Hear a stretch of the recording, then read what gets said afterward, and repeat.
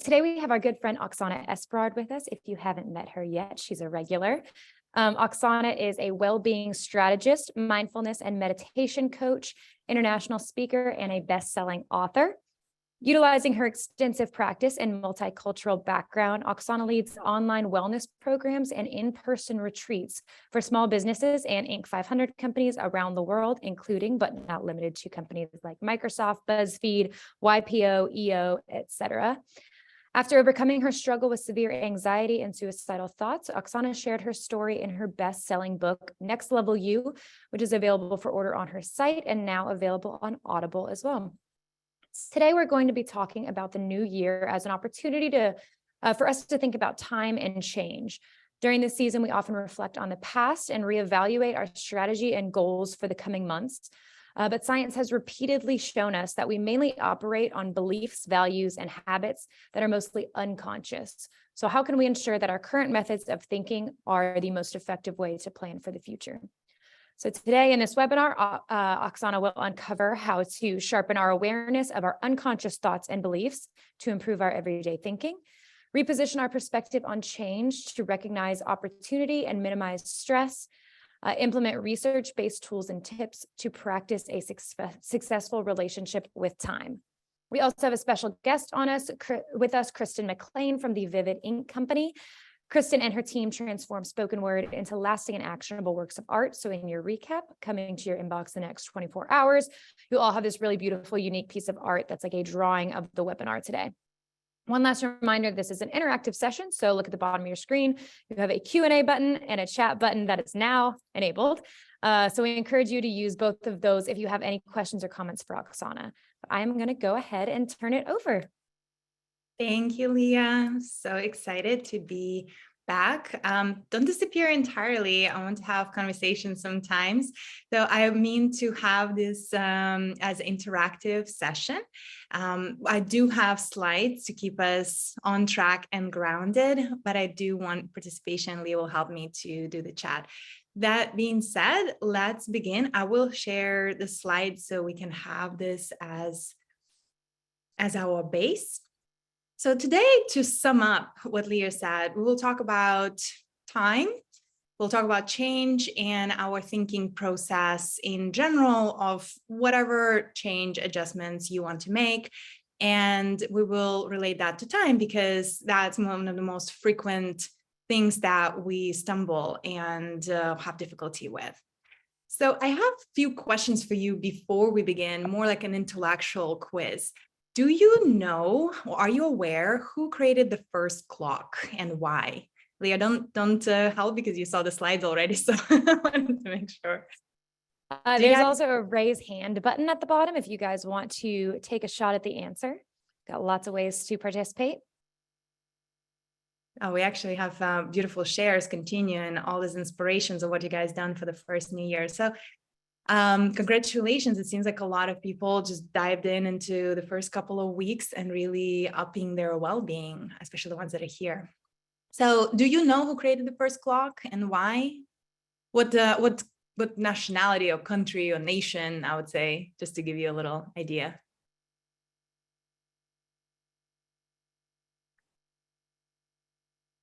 I personally did not know until I looked at the slides. It's not looking like our audience has any idea. You guys want to take a stab at it? Yeah, what just country it throw came in from? something. You can put in Switzerland, Greece. That's a good guess. Think ancient. Think about Czech Republic. Yeah, think ancient. Think back in times because the time has existed for the timekeeping. Sorry, the timekeeping has been existing for a very long time. And I would answer why. It actually was created.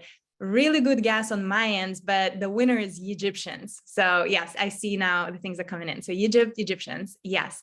And why they created it is because they needed management tools for the workforce.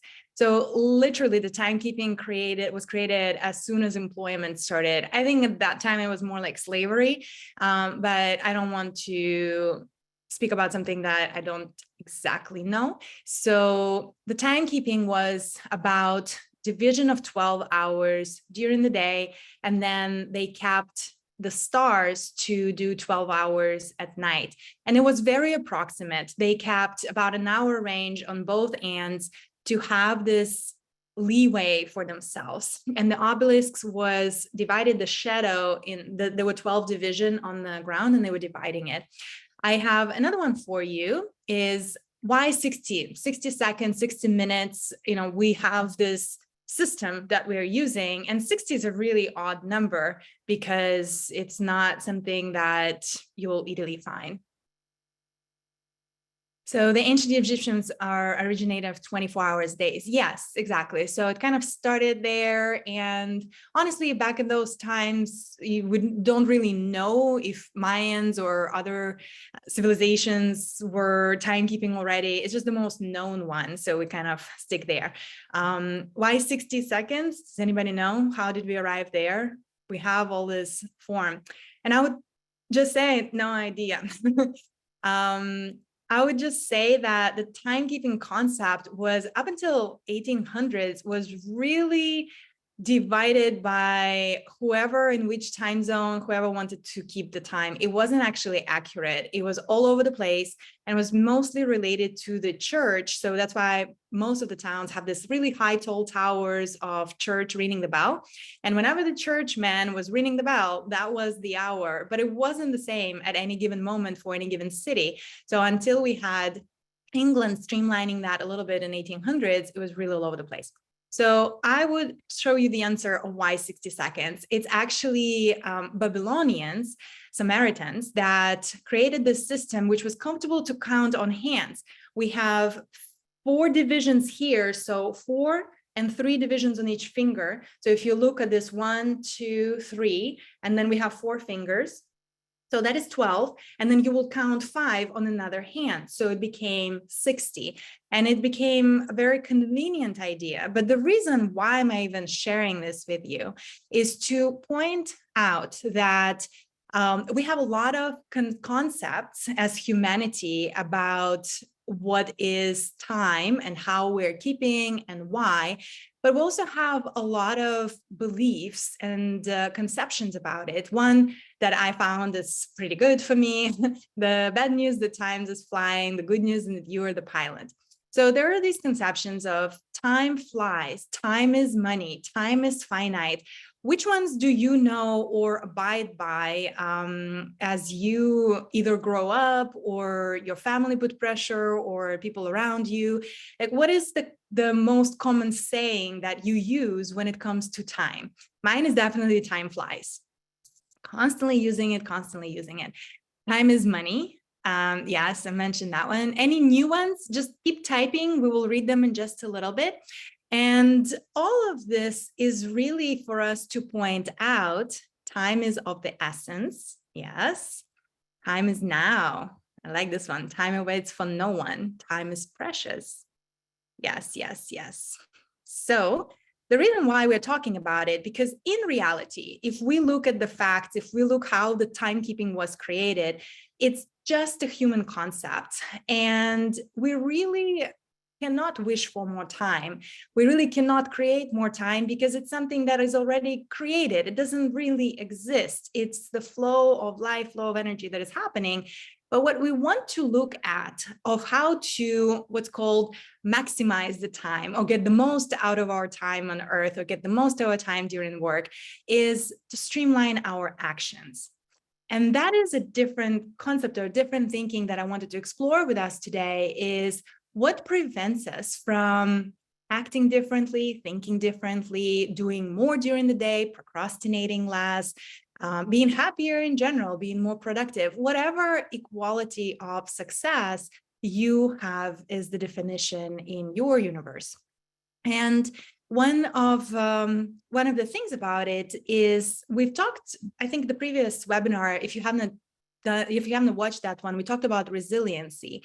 And we've talked a lot about metacognition and thinking and how our thoughts are not exactly supportive sometimes to what we want to do. And one of the formulas that we derive there is that actions, what you do on a daily basis, is really a sum of your cognitive beliefs And another way to say that is habitual thinking, meaning it's the thinking that you really you're not aware of. You'll operate on momentum, on habit, on something that you don't cognize, and your past experiences. So whatever happened in the past, you will learn from it. It will define how you would make your choices in the future. And when you have your cognitive beliefs and habitual thinking, it's not always supported towards what you want to adjust or change in your life. Have you, before I play this little video, have you actually seen how your thinking looks, like how the brain operates on the thinking? I have here, patience is the key to joy. That's wonderful.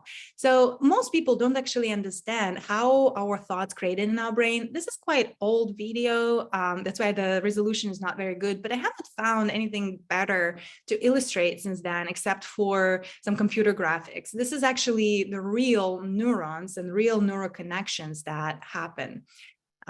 So watch closely. You have these neurons. This is your thought. When you're linking two things together, they literally like holding hands. They reach out for each other and start holding hands. When you create different synaptic connections, correlations, when you have aha moments, you literally have your brain wiring together and linking it like the roots of the tree or like the merge of the streams of the water.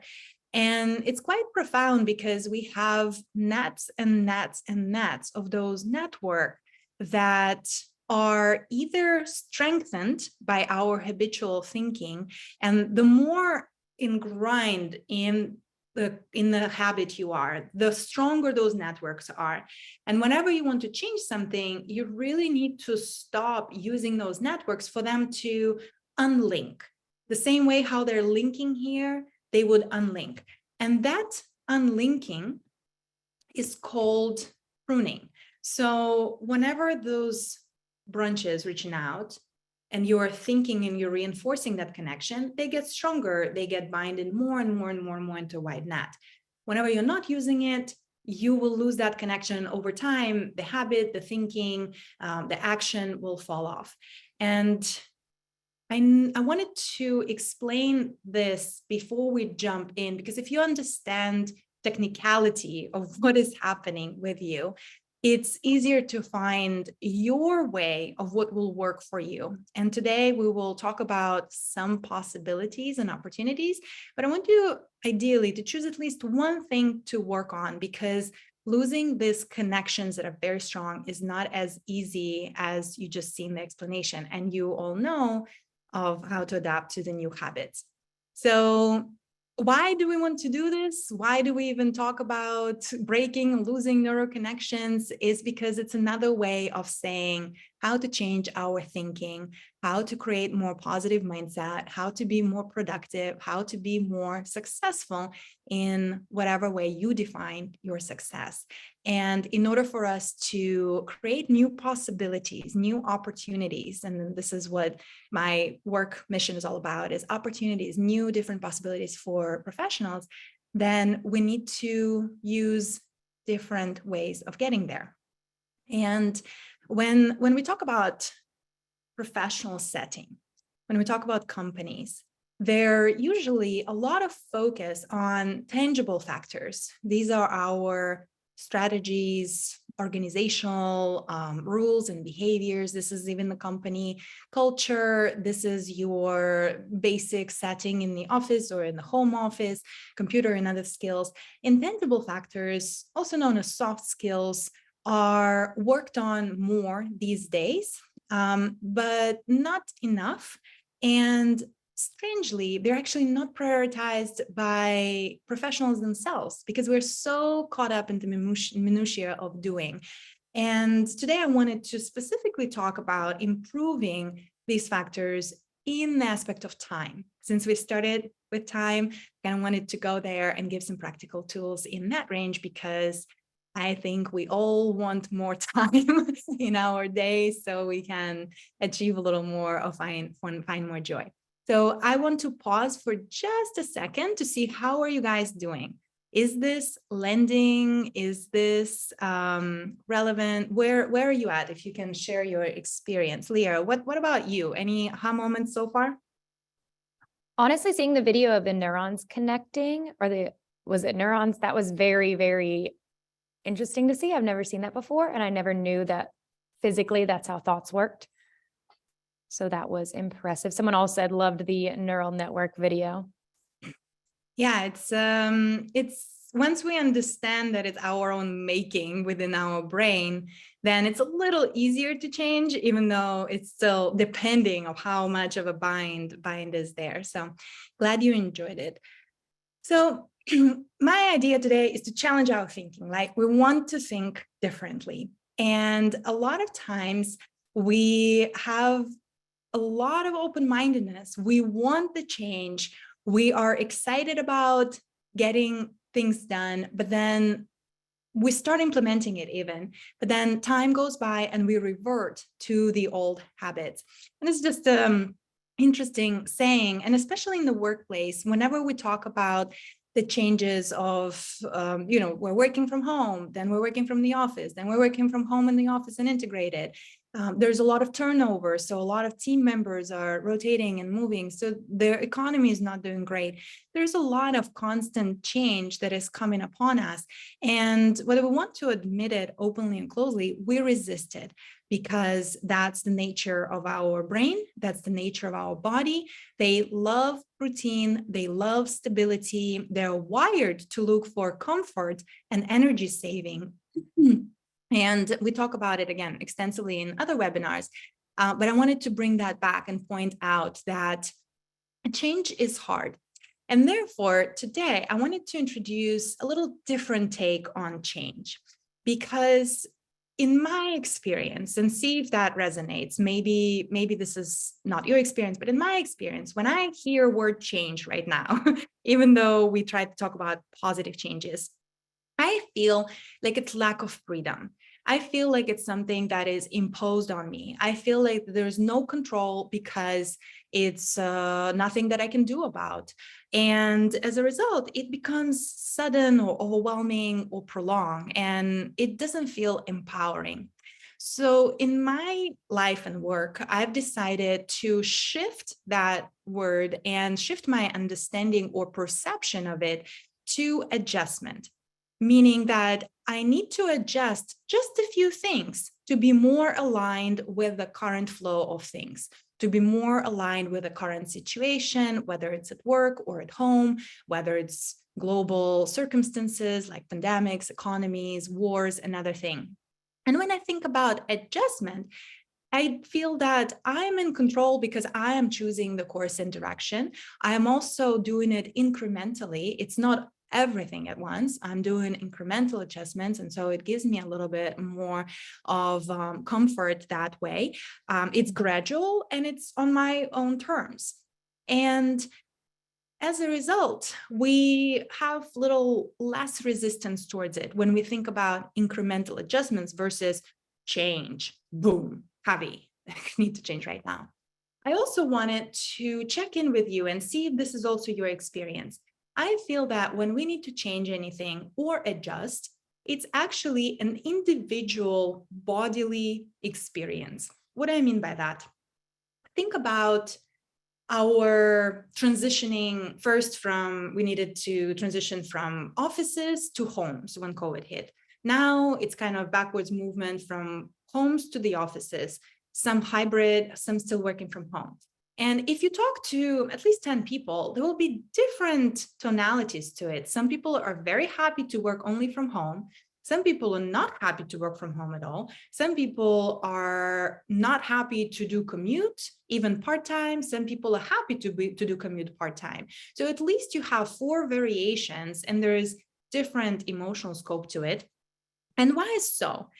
I think is because it is our personal bodily experience, depending on what your cognitive beliefs and habitual thinking is, and depending on what your past experiences were, that's how you're going to react.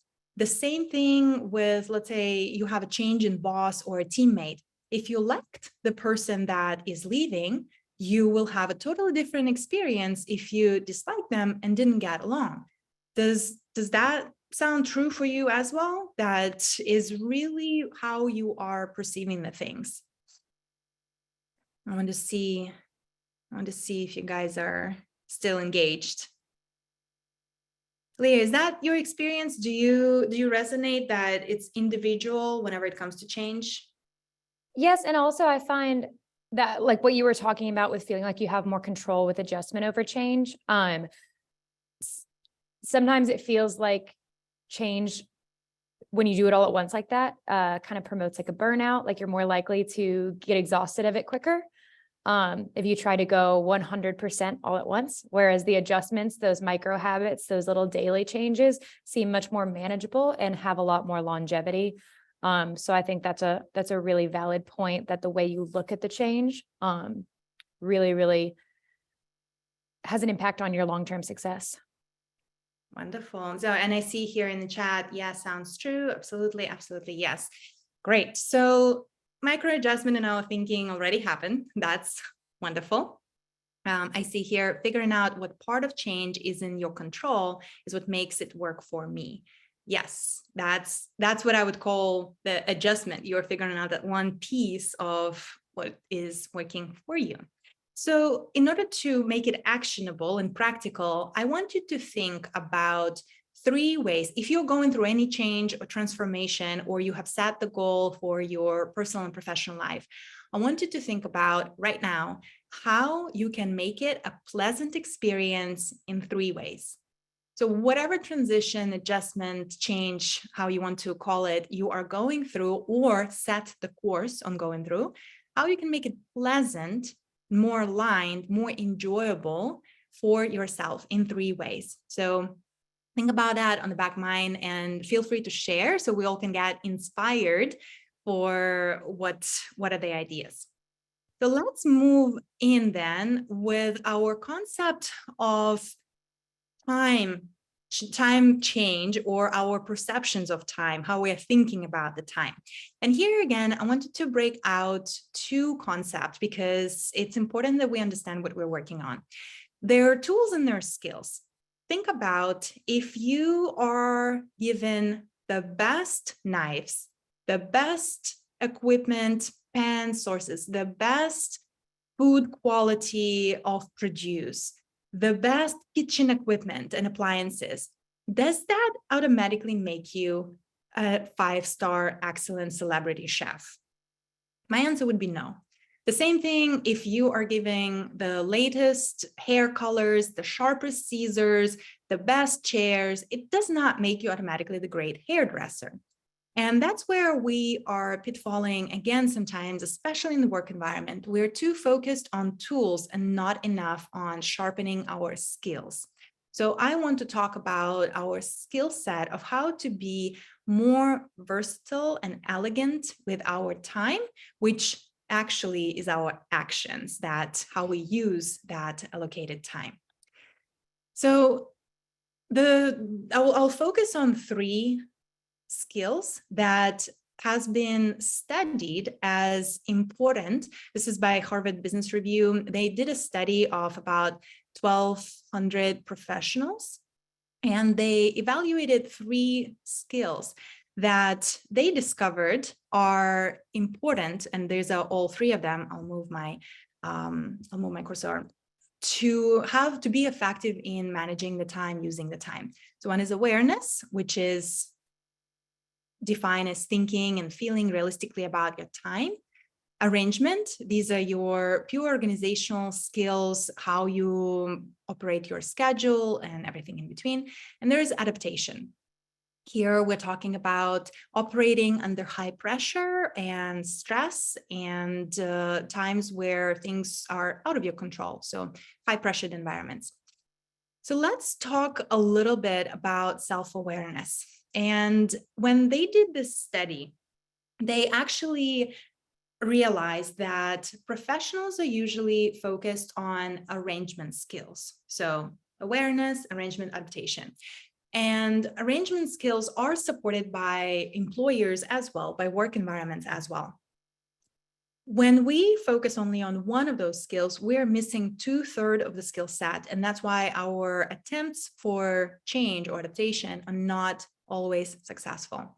They also discovered that what your preferences are, whether you choose multitasking or not, whether you choose specific tools or not, are not relevant for being productive with your time. Another things that they noticed is that our self-awareness as people is not as accurate as we think. It's actually about 24% false evaluation. And they discovered that we actually need external factor to create proper self-awareness. My work, if you know what I do professionally, is mostly about creating self-awareness and be able to first engage and notice the things that are otherwise hidden, those habitual thinking, habitual beliefs, habitual patterns that then spills into work and life environment. When they talk about awareness, that's exactly the skill that helps with procrastination. So if this is one of your flaws, procrastinating and not starting things on time, then this is a good one to look at. One of the issues that I'm continuously noticing, and this is the latest study of Gallup, is that we still have higher and higher levels of stress. 44% of employers reported very high levels of stress. This is higher than it was during the pandemic times. So since 2020, we actually seeing these numbers are going higher and higher. And I don't know, I would love to hear, why do you think this is? What do you think about it? My take on it is that the self-awareness of professionals and the teams is still quite low, that we are going beyond the point of burnout without actually registering it, without noticing that we're working too hard, too much, or doing something that is negatively impacting our well-being. So I would love to hear what do you think, what drives these numbers? But when I look at teams and when I talk to business leaders, people are stressed, people are ever busy, and they don't stop. Even if you offer the tools, that's why the skills is important. If you don't take the time to master the skills, whatever tools the company can offer, or you even hire yourself, it's not going to move the needle because you're not taking the time. So here is some things that I wanted to suggest, and there are more. The list is longer, but I wanted to kind of put top three of recommendations that I would like to look into and suggest. We talk about grander array of this and implications in kind of longer versions of webinars, but here are top three. So pick your peak performance, find your peak performance slots. What does it mean? Divide the day into 4 equal parts and track at least a week, maybe a couple of weeks, on which part of the day, literally which hours you're more successful. That's going to be your peak performance. That's where you want to tackle the hardest task. That's where you want to kind of put the most challenging things that you're working on. And then you prioritize the rest of the day in this way. Future time perspective is another one that I see we are missing sometimes when we are so focused on the now. Somebody said the time is now. It's brilliant. It's only now, and we need to focus on now. However, when it comes to goal setting or achieving something, the long-term perspective is usually missing. And we need to remind ourselves, how is what am I doing today going to impact my week, my month, my year, my 10-year horizon? And when we put things into that timeline, sometimes what we're doing right now is actually not that important, or it will not move the needle long term.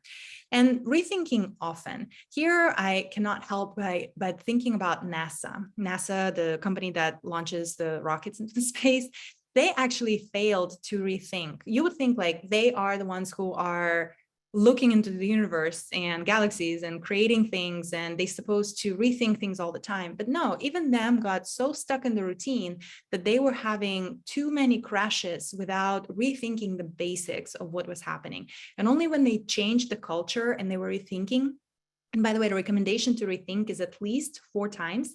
So if you made a decision, at least 4 times, come back to it to rethink. That's when you possibly will arrive to the most round up solution. I also wanted to, oops, hold on a second. I want to go back. I also wanted to invite you, if you have challenges with self-awareness, you realized this is not one of my top skills, and this is actually one of the most that people are missing. Generally, you want either a neutral feedback from someone else, you want some kind of a assessment that is outside of your control, or you want to create a baseline against which you can do the tracking. So you say, this is my norm, and I will track for a period of time. How do I deviate from that norm? All of that needs to be happening objectively, sorry.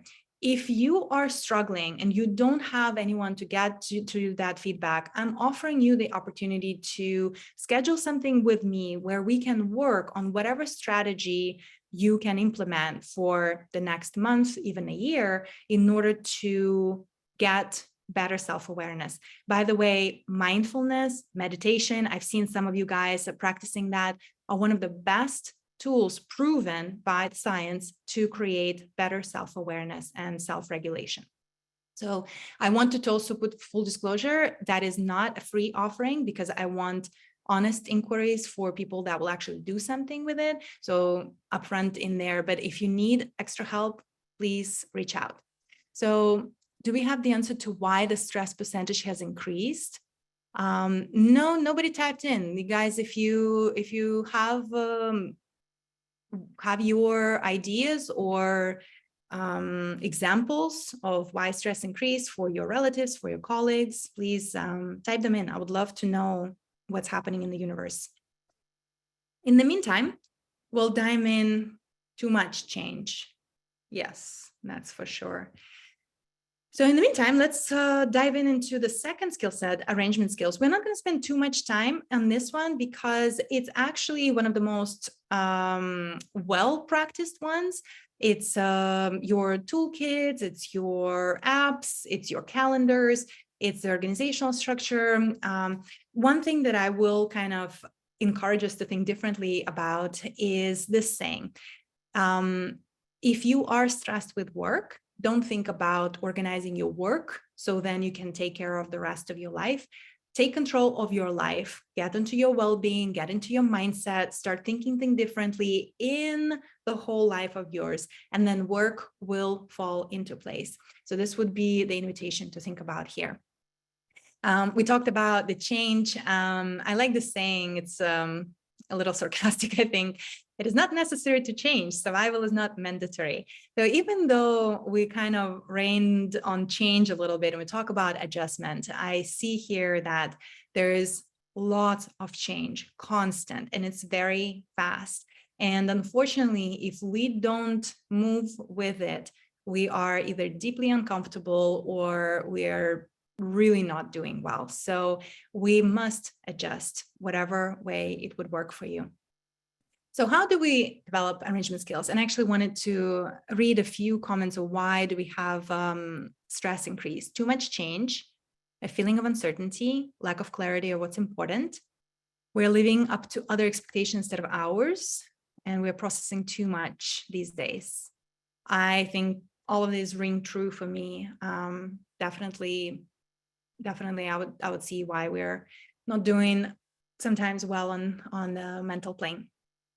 So, the water. Arrangement skills. So remember, we just talked about awareness. Now it's arrangement skills. Prioritizing activities. What I mean by that, I think you do like me, where you need something done, you put it on the list, you write it down, you write it down, you write it down, and then you have this big of a list. And when it times comes for work, it's generally starting with the first one, or starting to crossing things off the list. Here is about thinking a little differently. Once you have this list or whatever things start to pile up, remember to prioritize them and only pick top 3 for the day. So if you will look at your long list of things that you just keep registering so you don't forget things, then every day the idea is to look at that list. Protected times, or what I call white space, is what will keep the sanity for you or on the calendar.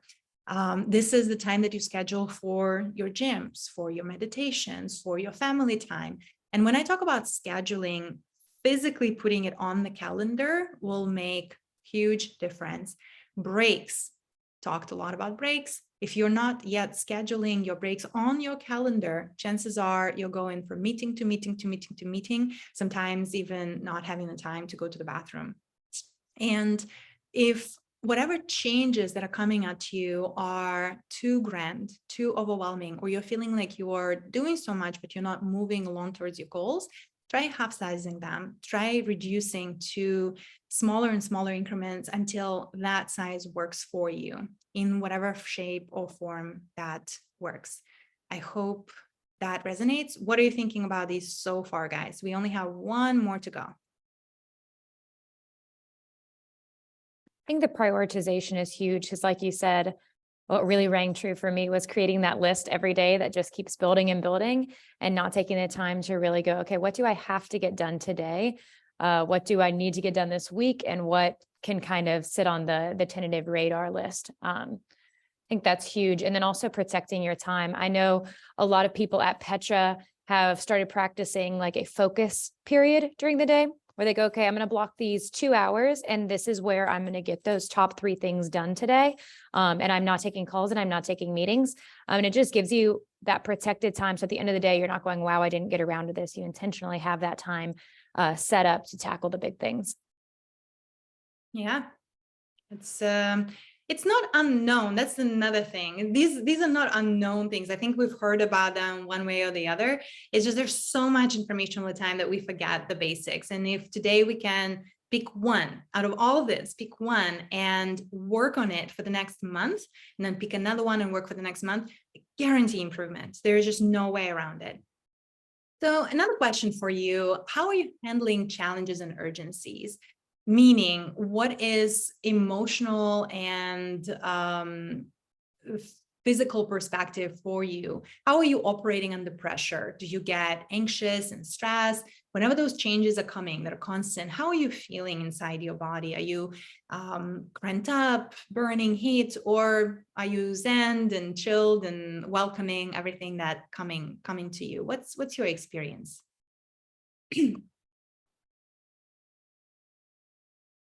Because this is directly related to the last skill that we're talking about, adaptation. Adaptation is all about operating under pressure. Doesn't matter professionally or in our everyday lives with family members being sick and deaths. That's where we're heading there.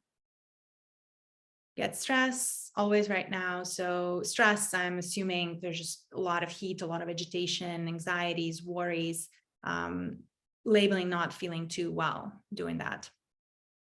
So that's actually a good sign for working on that skill. So that means that you could actually select to work on the skill of adaptation. Not that, so we have anxiety, chest pain, holding breath. So the skill of adaptation does not mean that we don't get stressed or don't experience any negative emotions. It's just how long they're getting hold of us, how is it impacting our day, our actions, our well-being, and the general quality of life. So here are a few tips for developing adaptation skills, which I found kind of top 3. When the things get too hot and overwhelming, it's important to remember to stack the habits and tasks. I will give the positive examples. For instance, if you are going to the gym and you're regular and it's a habit already, you can add meditation, just like 5 minutes of meditation at the end of it, that will bring not only that activity that is sometimes, frankly, aggravating for the mind, but it will also bring the balance. If you are having dinners, let's say you're skipping lunch because you're so busy and overwhelmed, but you're having dinners with family, and that is your grounding, that is your routine. In this case, you can actually talk through at the family table, what was your reflection of the day? Once we talk through and process, we find different solutions and we look at things already from detached perspective, which is creating that self-awareness. So you can stack certain actions. So whatever things you're already doing well, add something before or after or during it that you would like to improve on. Working in sprints, meaning literally Leah talked about the two-hour focus time. This is a little different here. When you have tasks, you're on a deadline, you're very stressed. You actually want to set up timer for 15 to max 30-minute increments and work on that task and then take a break, work on the task, take a break. Here we're talking about working under pressure, right? So you want to create those little bursts of activities. And the last one that I wanted to point out, I think, because we don't do that well enough, is creating contingency plans, meaning thinking the best and the worst case scenarios before you proceed with certain action plan. Whenever things get not so well, whenever change has happened, whenever hell broke loose, we tend to choose some kind of plan of action, but rarely we think, what if, and this is the best case, what if, and this is the worst case. This gives us mental clarity that simmers down emotions a little bit. And if we can make the peace with the worst case scenario, then we have just more energy and strength to move forward. So how do these land with you guys? We are almost at our time. We're almost done with the slides, and then we'll have a little discussion. I'm moving my mouse to read the chat. So I have here, I feel that I'm handling that well and with calm and resolve. Great. Liked a lot. It's good strategy. So yes, remember to pick one. Do not go more than that. Whichever skill you feel that you will need to work the most on, just pick one, work for it for a month. Habit stacking is a game changer. Yes. There's the book, I think it's James Nestor, Atomic Habits, that if you haven't read that one or listened to that one, is quite good. Just a heads up for you on what I think is typo on this slide. Adaptation should be adaptation. I'm trying to find a fault sharing. Thank you. Yes. Those of you that know me, I'm actually not a native English speaker. So those are slide in sometimes into my what is the word? Now I'm blanking out. In the way I speak, pretty much, in the way I speak and the way I write. So love worst case scenario. Yeah, Atomic Habits is a very good book. All right, I'll correct the adaptation. Thank you for pointing this out. The last thing that I wanted to talk about, when we talk about thinking differently, when we talk about change, when we talk about relating to time differently, it is all about making improvements. However, as I said in the very beginning, our body and the mind resist change. We do not like it. Our brains just wired to fight against it. They want stability, they want rituals, they want grounding, they want schedules, they want rhythms. And when you attempt to get better at anything, this is the time to make sure to swing the pendulum all the way to grounding yourself into rituals. So whatever things that you do well that are uplifting your energy, creating more clarity, focus, making you feel well, making you feel healthy. These are the things that you do not want to let go of when you are either going through changes that are forced upon us or you are initiating them yourself. So the rituals for stability, no matter how big or small, must be kept. And this is another thing that is regularly overlooked, because when we get too much things going on in the momentum, we have less and lesser time to do what we've regularly done. And I would give an example of my husband, actually, that there's just so much going on in our personal and professional lives that slowly, he gave up exercising. And with that, there starts to be back problems and he's not feeling that well. But because there's so much going on, he doesn't find the time anymore to do the regular exercises, and creating that habit back has been a challenge. And this is something that we're working on. But as a result of giving up that ritual of exercising, the well-being and the health drastically decreased. So think about, what are you giving up that has been historically really good for you in order to squeeze in whatever changes are coming into your plane. The last resource before I hear what are the biggest takeaways, what are you guys going to do moving forward, I wanted to point out that my book, Next Level You, is now on Audible. And this is actually an offering. If you have not read it yet, I would love to share with you codes that will give it to you if you have Audible. So this is only for US and UK. Unfortunately, Audible doesn't operate all around the world. So I would love if you're in the US or UK, I think Canada also works for that. I'd love to give you free codes to be able to listen to it. It does have other resources and other things on awareness tools, mindfulness, meditation. So if you guys have not read it physically and you don't have a copy, then I'll be happy to share the link. So just send me an email. I'll put it here and I'll share the code. Sorry, all codes are individuals. That's why I cannot just share one code so that you all can benefit. It's something that Amazon sets up on the back. Just send me an email saying one free Audible and I'll send you your individual code. I also wanted to share, as always, my personal information. So if you have anything that I can help you with, please reach out and let's get you on track. I'll stop sharing for now. We have about 9 minutes. We can even finish sooner of what are your biggest takeaways. I will also share the link that I shared before about consultation. So if you want more private time working on your specific questions, issues, scenarios, 30 minutes, let's do it. We'll dive right in and get you planned and get you accountable. So what resonated? What are your biggest takeaways? What is one thing that you will be working on from this webinar? While everyone types theirs in, I'll share mine. I think my biggest one was the habit stacking. I read originally about that in Atomic Habits, and I haven't fully implemented it.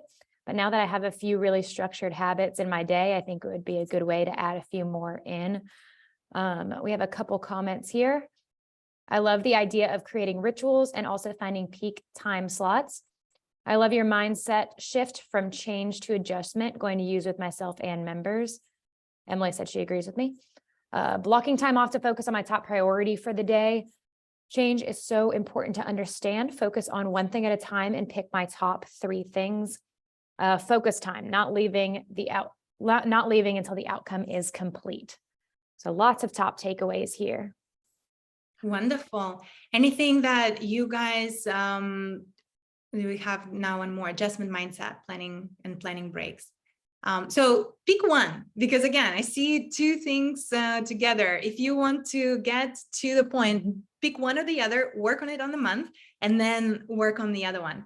We will be more successful that way. Is there any questions, anything that I could share or answer for you, or we can finish a few minutes sooner so you guys can take a little wellness break before you dive into your work life? All right, while they type out their questions, I'll go ahead and start wrapping us up.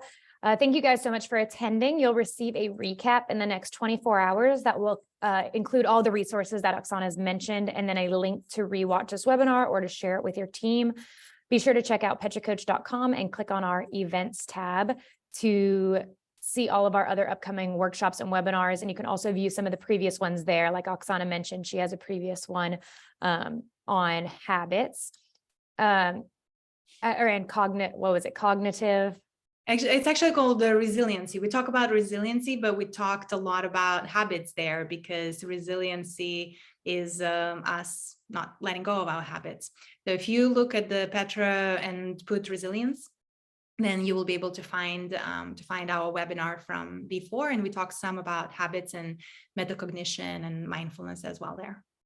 And as always, if you have any further questions or we can provide any additional help for your organization, reach out to us at info@petracoach.com.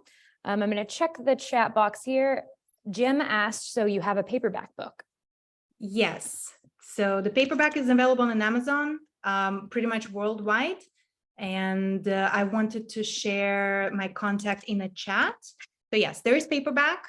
Feel free to grab a copy. Now it's on Audible. There are 0 reviews there. So if you do happen to listen to it, please leave a review so we get a little traction, because I just put it in literally a few weeks ago. Here's my contact. Yes. All Well, right. you are very welcome, guys. Leah, Emily, Petra team, thank you so much for giving this opportunity.